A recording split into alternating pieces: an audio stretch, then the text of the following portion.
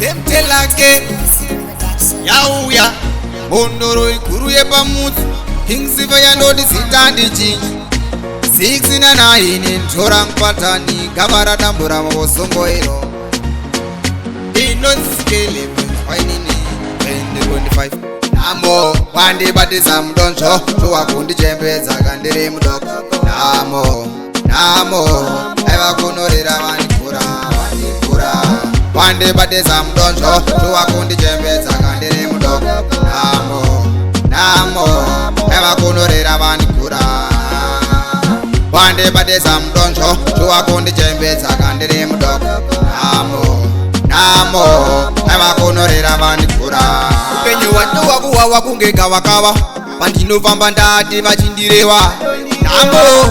namo ndandakatadza chaicho ndashayiwa wakuwawa ndati kunge lemoni ndichazozimba iri kunge fantani nenamo ndati ndiri kuyaura ndosaka manzwa ndashaura ndoti wandibatisa mudonzvo towakundichembedza kandiri mudoko namo aiva kunorera vandikura wandibatisa mudonzvo towakundichembedza kandiri mudoko namo aiva kunorera vandikura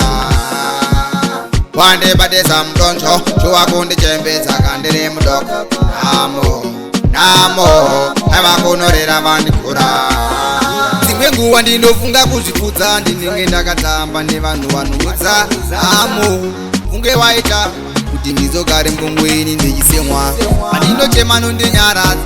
mufunge ndomushaiva nenhamoya ndongoti namo dzandizizina rugare ndikuda kwako namo moyo wanga uchambofare ndikuda kwako namo wandibatisa mudonzvo towakundichembedza kandiri mudoko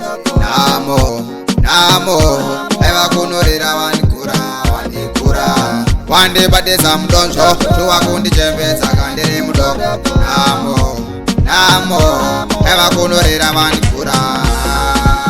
wandibatisa mudonzvo towakundichembedza kandiri mudoko namo aiva kunorera vandikura upenyu watowa kuwawa kunge gavakava pandinofamba ndati vachindirewa namo ndandakatadza chaicho ndashayiwa wakuwawa ndati kunge lemoni